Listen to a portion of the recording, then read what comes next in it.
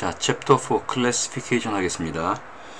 분류 모델에는 굉장히 여러가지 종류가 있습니다. 그 중에 이번 챕터에서는 로지스틱 리그레션하고 그리고 생성 모델에 기반한 분류 기법들이 있는데 대표적으로 LDA와 그리고 QDA 그리고 나이브 베이즈 뭐 이런 것들을 포함하는 모델을 다루겠습니다. 그래서 크게 두 가지 유형이 이번 챕터에서 소개가 되고 있고요. 그리고 이제 이런 것들을 통합한 Generalized Linear 모델이 있습니다. 사실은 이제 이것 이외에도 Generalized Linear 모델에는 세부 모델이 여러 가지가 있습니다만 그 중에 특히 이제 뿌아송 리그레션과 관련된 얘기가 언급이 되어 있습니다. 그러고 나서 관련된 실습을 하는 그런 순서로 하죠. 그리고 우리 교재에서는 이런 분류 모델 이외에 추가적으로 또 몇 가지가 뒤에 나옵니다. 예컨대 Generalized Additive 모델, 첨가 모델이 있고요. 그리고 트리, 그러니까 디시전 트리를 얘기합니다. 또는 랜덤 포리스트, 부스팅 뭐 이런 것들은 디시전 트리 및 그에 기반한 앙상블 모델이죠. 이런 것들이 뒤에 소개가 되고 있고요. 또 별도 챕터에서 서포트 벡터 머신 이런 것들이 소개가 되고 있습니다. 이외에도 분류 모델은 굉장히 다양한데 전체적으로 이제 어떤 것들이 있는지에 대해서는 우리 교재의 내용을 다 끝내고 나서 제일 마지막 부분에서 한번 좀 리뷰를 해보는 그런 시간을 갖도록 하겠습니다. 자, 먼저 이번 분류 모델을 얘기할 때는 몇 가지 기본적으로 좀 상기할 사항들이 있는데요. 그런 것들이 이제 확률 분포에 관련된 것들이 좀 있습니다. 우리가 전에 머신러닝 인트로덕션에서 다루었기 때문에 세부 내용을 말씀드릴 필요는 없을 것 같고요. 그냥 몇 가지 주요 항목들을 지적하는 그런 정도로 하겠습니다. 먼저 이항 분포가 있죠. 예컨대 흑백, 석세스 페일리어 뭐 이런 것들입니다. 그런 두 개의 이 응답 변수, 범주형이죠. 이런 것들을 가진 이항 변수가 있는데 그런 이항 변수를 가지는 실행을 여러 번 반복하는 베르누이 시행이 있죠. 이와 관련돼서 여러 가지 이제 시행에 관련된 사항들 그리고 이때의 이 확률 분포 뭐 이런 것들을 우리가 다룬 적이 있습니다. 그래서 베르누이 분포와 이항 분포에 대한 것들을 한번 좀 생각을 해 두시면 좋을 것 같고요. 그리고 가우시안 분포, 즉 정규 분포입니다. 이에 관련된 것들도 한번 좀 생각해 볼 필요가 있습니다. 기본적으로 정규 분포는 단별량과 다별량 뭐 이렇게 나눌 수가 있는데요. 우리가 일반적으로 정규 분포로 얘기하는 뭐 이런 유형 있죠. 이거는 결국 하나의 변수에 대해서 평균이 얼마이고 그리고 분산도가 얼마이고 뭐 이런 것들을 다루는 것이죠. 그래서 우리가 보통 얘기할 때는 이런 PDF를 얘기했습니다. 확률 밀도 함수이죠. 이게 이제 단별량일 때의 확률 밀도 함수입니다. 근데 원래는 이것들을 도출할 때는 이 누적 함수요. 누적 함수를 구하고 물론 이제 이때도 평균과 분산도를 기준으로 한 누적 함수를 만들고 누적 함수를 미분하는 방식으로 이 PDF를 구하는 뭐 그런 것이었습니다. 어쨌든 우리가 이렇게 알고 있는 내용들이고요. 그래서 이제 평균이 있고 분산도에 따라서 플러스 마이너스 1 시그마, 플러스 마이너스 2 시그마 등등해서 68%, 97% 뭐 이런 얘기를 한 적이 있습니다. 자, 그 다음에 다별량에 관련된 것인데요. 마찬가지로 정규 분포입니다만 이때 별량이 두 개인 것, 이걸 바이베리어트라고 하죠. 그래서 지금 여기 이쪽 그림에 있는 것이 전부 이제 그런 두 개의 별량입니다. 즉 X 별량과 Y 별량이 있을 때의 정규 분포인데 지금 이 그림은 다 이 바이베리어트 노멀 디스트리뷰션의 얘기입니다. 다만 이제 제일 오른쪽에 있는 이런 그림은 두 개의 별량 X와 Y 또는 뭐 X1과 X2 뭐 어떻게 보든 간에 이런 것들이 서로 uncorrelated, independent일 때이고요. 이제 이런 그림은 두 개의 별량 사이에 코릴레이션이 있을 때 이럴 때 이제 이렇게 찌그러진 모습으로 나타나게 될 겁니다. 이런 것들을 표현할 때 우리가 보통 y가 노멀 디스트리뷰션인데 평균이 뮤 벡터이고 그리고 시그마는 보통 우리가 공분산 행렬로 얘기를 합니다. 즉 뮤 행렬이라는 것은 만약에 별량이 x1과 x2라면 x1의 평균과 x2의 평균 뭐 이렇게 얘기할 수 있을 것이고요. 그래서 두 개의 별량일 때 공분산 행렬은 지금 이 대각성분이요. 이 대각성분은 각각 두 개의 변수의 분산도를 얘기합니다. 그 다음에 이제 이 lower triangle, upper triangle에 있는 이 부분은 이제 두 변수의 이 공분산을 얘기를 하죠. 이게 이제 두 개의 변량이었고, 만약에 그것이 두 개 이상, 세 개 또는 그 이상일 때는 이제 그때의 확률 분포는 이렇게 진행이 됩니다. 굉장히 복잡해 보이지만 사실은 정규 분포일 때와 거의 흡사한 모습을 갖고 있어요. 다만 이제 변량이 많아질 때 이제 이렇게 되죠. 예컨대 지금 여기 나와 있는 것은 지금 2분의 d 제곱이죠. 이런 것들은 변수가 지금 d개일 때입니다. 라지 d개일 때. 그러면 이제 d개이니까 1번부터 d번까지요. 지금 예컨대 여기 지금 나와 있는 것이 y1부터 yd까지 이고요. 또 y1부터 yd까지 해서 y1과 y1, y2와 y2에 대한 분산도가 나와 있고요. 그 다음에 이쪽 밑에 로우 트라이앵글에는 y1과 y2, y1과 y3 등등의 분산도가 나와 있죠. 이렇게 정규분포인 경우에 이 단별량에서 이별량, 그 다음에 다별량 이렇게 확대될 수 있다는 겁니다. 물론 이제 확률분포에 대한 뭐 기본적인 사항들, 뭐 정규분포에 대한 얘기였고요. 그 다음에 분류 모델로 들어갈 때 우리가 시작할 때 말씀드렸습니다만 분류 모델은 굉장히 여러 가지 종류가 있는데, 근데 이제 이번 챕터에서 우리가 다루는 것은 전부 선형 모델에 기반한 분류 모델입니다. 앞에 제가 말씀드릴 때 로지스틱 리그레션, 그 다음에 제너레이티브 모델에 기반한 분류 모델 말씀을 드렸지만, 그런 것들이 이번 챕터에 다뤄지는 것이고요. 하지만 그것들 두 가지 유형 다 전부 기본적으로 리니어 모델에 기반합니다. 리니어 모델은 우리가 표현을 할 때 이렇게 표현을 하죠. 이렇게 표현하는 것은 y 벡터이고요. y 벡터라는 얘기는 y1, y2, y3, y4 해서 y의 예컨대 d개면 yd까지 이겠죠. 는 x 행렬입니다. x의 값, 그 다음에 베타 1부터 베타 d까지. 그래서 행렬 곱하기 벡터 플러스 엡실론 벡터, 이것들을 축약해서 표현한 게 이제 이런 것이죠. 이게 이제 선형 모델의 기본형인데, 우리가 선형 회귀 분석을 얘기할 때도 이런 것이었고요. 그다음에 우리가 뭐 다루진 않았지만 일반적으로 통계에서 얘기하는 분산 분석, 아노바 같은 것들 뭐 등등 해서 선형 모델은 전부 이제 이렇게 선형 형식으로 표현될 수 있는 것이고, 선형 모델을 이 행렬 형식으로 표현하는 것이 이제 이런 것이죠. 분류 모델 이번 챕터에서 나오는 것들은 전부 궁극적으로는 변형을 하면 전부 이제 이런 선형 모델로 변형시킬 수 있고, 변형된 상태에서 여러 가지 분류의 기준을 찾아내는 것이기 때문에 우리가 이제 이것들을 좀 생각할 필요가 있다는 얘기입니다. 그래서 대표적인 선형 방식의 분류 모델에는 대표적으로 회귀 분석을 이용하는데 여러 가지 그 링크 함수 같은 것들 또는 더미 모델을 이용하는 것들, 뭐 이런 방식이 있습니다. 한마디로 얘기해서 선형 모델이지만 각 종류별로 선형 모델이 달리 만들어지도록 하는 그런 것이죠. 그 다음에 로지스틱 리그레션이 있습니다. 그게 이번 시간에 이제 다뤄질 것이고요. 그 다음에 리니어 디스크리미넌트 애널리시스 이번 시간 다뤄질 겁니다. 그리고 이제 이번 시간에 다뤄지지 않지만 보통 이제 선형 모델로 우리가 얘기할 수 있는 것이 서포트 벡터 머신 같은 것들이 있는데, 이것은 별도로 뒤에 별도 챕터에서 이제 우리가 다루게 될 겁니다. 장단점으로 보면 이렇게 리니어 모델, 이건 이제 리니어 모델의 분류 모델뿐만 아니라 모든 리니어 모델에 공통된 것이긴 하지만, 리니어 모델은 기본적으로 다른 것보다 단순하고요. 그 다음에 해석이 용이합니다. 그 다음에 계산의 효율성이 있고, 그리고 특히 어디에 강점이 있냐면 이렇게 분류를 할 때 선형, 그러니까 소위 디시전 바운더리가 선형으로 이루어질 때, 이럴 때 이제 아주 적합합니다. 다만 이제 한계점으로는 데이터 자체가 아주 복잡한 데이터, 이런 데는 적합치 않을 수 있고요. 또 아웃라이어의 영향을 많이 받습니다. 자, 이 얘기는 상당히 심플합니다. 기본적으로 우리가 선형 회귀 분석을 하면 예컨대 단별량일 때 뭐 이런 식으로 표현이 되겠죠. 또는 다별량일 때 어떤 x축, y축의 공간상에서 어떤 선 또는 평면, 이렇게 이루어질 겁니다. 그런데 문제는 이런 회귀 분석은 이 개수 값에 따라서 형태는 다르지만 기본적으로는 마이너스 무한대부터 플러스 무한대까지 입력 변수 값에 따라서 y의 값이 굉장히 이 변화의 폭이 무한대에서 무한대로 갈 수 있다는 점이죠. 하지만 이제 우리가 필요로 하는 것은 분류를 할 때는, 예컨대 분류를 할 때 두 개를 분류한다고 하면 그 분류 값들이 어떤 이렇게 확연하게 구분되는 두 개의 바이너리 형태로 나오기를 원합니다.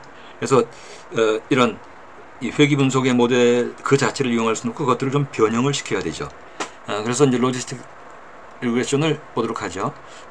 앞에 말씀드린 내용들이 지금 약 반복됩니다만, 만약에 예컨대 어떤 회귀 분석을 한다면 이렇게 되겠지만, 우리가 이런 모델들을 원하는 것이고요. 그리고 이때 이렇게 하는 것이 필요한 것은 한편에서는 이제 리니어리티를 어떻게 이용하고 싶은 것도 있지만, 다른 한편에서는 그럼에도 불구하고 이 에디티비티의 문제가 있습니다. 무슨 얘기냐면, 일반적으로 우리가 회귀 분석을 할 때는 IID 말씀을 드렸죠. 하지만 연속형일 때는 그렇게 서로 인디펜던트한 조건들, IID 조건에 의해서 회귀 분석을 진행한다고 하더라도, 만약에 우리가 원하는 것처럼 바이너리 타입으로요, 로지스틱 리그레션처럼 바이너리 디펜던트 베리어블을 가지는 경우에는 그 속성상 이 에디티비티 전제 조건이 성립될 수가 없거든요. 그래서 이제 그런 문제요, 이런 에디티비티의 문제, 이런 문제들 때문에 어떤 변형을 할 수밖에 없죠. 그래서 변형을 하는데 가장 많이 사용되는 변형 기법은 odds를 이용하는 겁니다. 각각 어떤 확률이 있을 때 1-p가 있고요. 그럼 1-p분의 p 하면 odds가 나옵니다. 그래서 확률이 만약에 0.1일 때는 그 확률이, 즉 p가 나올 확률이 0.1이라면 1-p가 0.9이기 때문에 odds를 따지면 0.9분의 0.1이 됩니다. 즉 각각마다 값마다 차이가 있는 것들을 볼 수가 있죠. 이런 형식이 됩니다. 즉 작은 값에서는 완만하게 움직이고 아주 큰 값에서도 완만하게 움직입니다. 근데 중간 값에서는 변화가 좀 크게 나타나죠. 자, 이런 형식을 갖게 되고요. 또 한 가지 이제 나아가서 이런 odds를 가지고 그 다음에 여러 개의 변수, 예컨대 데이터는 예컨대 50개의 변수가 있다면 50개의 변수의 결합 확률을 해야 되니까요. 결합 확률이라는 건 정의상 각각의 확률값 곱하기로 나갑니다. 근데 각각의 확률의 값이 작을 때 계속 그 확률의 값을 곱해 나가면 거의 0에 가까워질 겁니다. 그래서 이제 그런 것들을 막기 위한 방법 중에 하나가 로그를 취하는 것이죠. odds 값에 로그 값을 취하면 앞에서 본 그런 값들이 계산이 되는데, 그런데 그런 것들이 선형성을 유지할 수 있다는 것들을 전제로 로지스틱 리그레션이 진행이 됩니다. 그리고 이렇게 선형 모델에 기반한, 그러니까 로그 odds, 이걸 로짓 함수라고 얘기합니다만, 로짓 함수가 리니어리티를 가지고 있는 리니어 모델의 일종으로 동작하기 때문에 이때 이렇게 표현한 다음에 이것들을 풀어나가면 각각마다 확률값도 계산할 수 있죠. 자, 로지스틱 리그레션 모델을 본격적으로 한번 보겠습니다. 로지스틱 모델은 앞에 리그레션 모델이 이런 것이었다면 로지스틱 펑션은 이렇게 나옵니다. 이것은 여기서부터 변형된 것이고요. 그리고 이것들을 가지고 로그 변화를 시키면 이렇게 변화가 되고, 그리고 이것들은 다시 앞에서 본 것처럼 p of x로 우리가 변형해서 계산할 수가 있습니다. 이렇게 되면 이런 로짓 함수를 통해서 나오는 결과값들은 이런 모양을 가지게 됩니다. 원래 리그레션이 이랬다고 하더라도 로짓 함수를 적용시키면서 이런 방식이 되는데 0에 수렴하고 그 다음에 1에 수렴합니다. 그래서 이것들을 확률과 유사하게 우리가 해석할 수 있고요. 정확하게 얘기하면 로그 odds의 비례값 뭐 이렇게 볼 수가 있습니다. 자, 중요한 것은 이렇게 로지스틱 함수로 우리가 확률 형식으로 우리가 이해할 수 있는 odds를 계산해 준다고 하지만, 이때 여기에 해당되는 이 베타 값이요, 물론 이것은 지금 하나의 변수만을 가진 것이지만 이 변수가 이제 여러 개일 때도 마찬가지입니다. 우리가 뒤에서 보는 멀티플 로지스틱 리그레션 경우에 이제 여러 개의 변수를 가진 것이지만, 어쨌든 이때 이 계수값이요, 베타 0나 베타 1 또는 변수가 많아지면 그 많은 변수의 각각의 계수값들, 이런 것들은 우리가 알 수가 없죠. 우리가 가진 데이터로부터 이런 계수값을 도출해내야 됩니다. 이런 것이 결국 이제 피팅의 문제입니다. 그리고 계수값 추정의 문제이죠. 근데 이때 베타 0나 베타 1 같은 것들, 물론 이제 단별량 로지스틱 모델의 경우입니다만 단별량도 이제 동일하게 적용될 수 있겠죠. 이런 계수값은 우리가 가진 트레이닝 데이터를 이용해서 maximum likelihood estimate 통해서 추정을 하게 됩니다. 이런 likelihood 펑션을 maximize 하는 어떤 계수값, 이것들을 이제 찾아 나가게 됩니다. 그래서 이제 이런 것들은 계산을 하고 나면 우리가 이 회귀 분석을 할 때는 마찬가지 방식으로 선형 모델에 의거하기 때문에 그래서 이제 결과는 간략화시켜서 보면 이렇게 이제 나타나게 되죠. 그리고 각각의 변수마다 이제 p-밸류 값을 확인하고 그리고 표준 오차를 통해서 구간 추정을 하고 뭐 이렇게 하는 것은 앞에서 봤던 리그레션과 동일합니다. 이건 단순히 참고로 언급하는 것이지만 이렇게 0부터 1 사이의 값을 갖도록 하는 데에는 우리가 지금 로지스틱 로스를 얘기하고 있습니다. 근데 그 이외에도 몇 가지가 있습니다. 예컨대 제로원 로스도 있고요. 제로원 로스라는 것은 일종의 인디케이터 베리어블처럼 1대 1 아니면 0 이런 식으로 이제 두 개의 별개의 모델로 나누어서 보는 것이고요. 또는 스퀘어 로스가 있습니다. 지금 이런 로스 펑션을 얘기합니다만, 그 다음에 이제 힌지 로스라고 해서 절대값을 이용하는 것들도 있고요. 이제 그 중에 우리는 지금 로지스틱 리그레션에서는 로지스틱 로스를 이용한 로지스틱 모델을 이용한다. 그런데 그것들은 선형성을 가지는 변형을 통해서 선형성을 가지는 유형의 분류 기법이다, 이렇게 얘기할 수 있겠습니다. 이렇게 maximum likelihood estimate를 통해서 계수값을 추정해서 로지스틱 모델이 만들어지고 나면, 그러고 나면 각각의 입력값을 통해서 특정 그룹에 해당될, 예컨대 그룹 1과 그룹 2로 나뉜다면 그룹 1에 속할 odds 값, 또 그룹 2에 속할 odds 값을 계산할 수 있고요. 이것들을 통해서 이런 odds의 비율도 알 수가 있습니다. 그런 것들은 이제 odds ratio라고 얘기를 하는데, 이런 odds ratio를 통해서 분류 작업을 할 수 있게 되는 것이죠. 지금 여기에서 우리 교재에서 보는 것처럼 각각의 그 잔고라든지 또는 소득 수준에 따라서 부도의 위험성, 그래서 그것이 부도가 날 것이다 안 날 것이다, 예컨대 그 스레시홀드는 이제 인위적으로 정할 수가 있습니다. 자, 그 다음에 이제 지금 여태까지 말씀드린 것이 하나의 변수입니다. 입력 변수가 하나인 것이라면 본격적으로 입력 변수가 여러 개일 때인데 진행하는 로직은 동일합니다. 그래서 예컨대 1-p of x분의 p of x의 로그 값을 취한 것이 선형 모델이 되고요. 이것들은 이제 앞서 우리가 봤던 베타 제로 플러스 베타 x의 매트릭스 형태로 표현한 것들을 그대로 지금 다별량 함수로 표현했을 뿐이고요. 그래서 p개의 프로젝트가 있을 때 그때의 모습입니다. 그리고 나오는 결과값은 하나의 결과값이기 때문에요. 즉 y 값이기 때문에 이렇게 이제 동일한 그림으로 나타나게 되죠. 각각마다, 즉 앞에서처럼 동일한 양식이지만 각각의 입력 변수마다 p-밸류 값을 볼 수가 있고 이때의 스탠다드를 볼 수가 있고 이렇죠.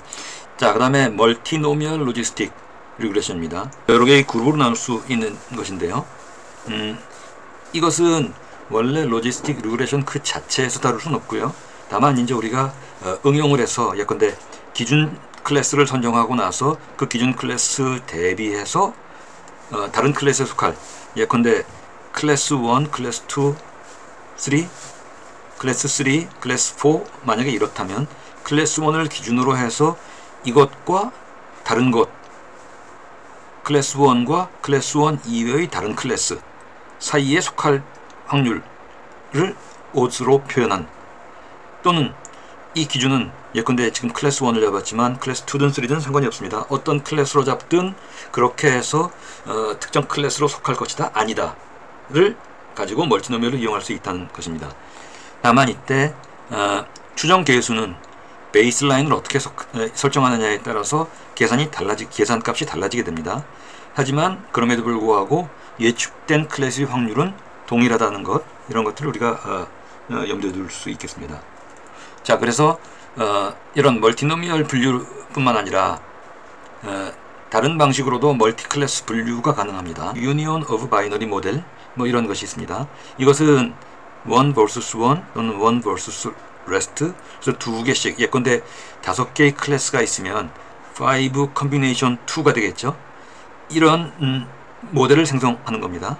또 하나는 좀 전에 봤던 것들처럼 예컨대 클래스 1 대비 나머지, 클래스 2 대비 나머지, 이런 방식으로 이제 이용하는 방식이죠.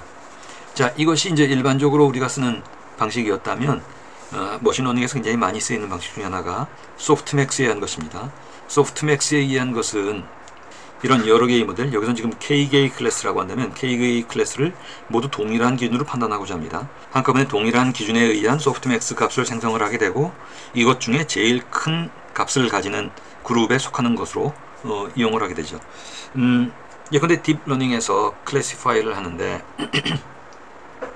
50개의 클래스를 비교한다고 하면 소프트맥스 같은 것들을 이용하면 아주 편리합니다. 소프트맥스를 가지고 진행을 시키면 예컨대 50개의 클래스 각각마다 어떤 가능한 확률값이 나오고요. 근데 이때의 확률값은 동일한 기준으로 판단하는 것이기 때문에 생성된 소프트맥스의 값은 진정한 의미의 확률값을 가지게 되죠. 무슨 얘기냐면 50개의 클래스 중에 하나일 것이라고 우리가 분류를 한다고 할 때 소프트맥스로 계산을 하면 이것들의 합은 1이 됩니다. 근데 앞에 오즈나 로그 오즈 같은 경우는 그렇게 합쳐도 라이클리훗 자체의 속성 때문에 확률과 같이 합이 1이 되지 않죠.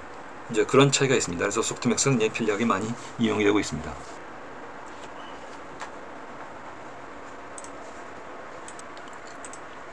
자, 이번 시간은 우리가 로지스틱 리그레션에 대해서 살펴봤습니다.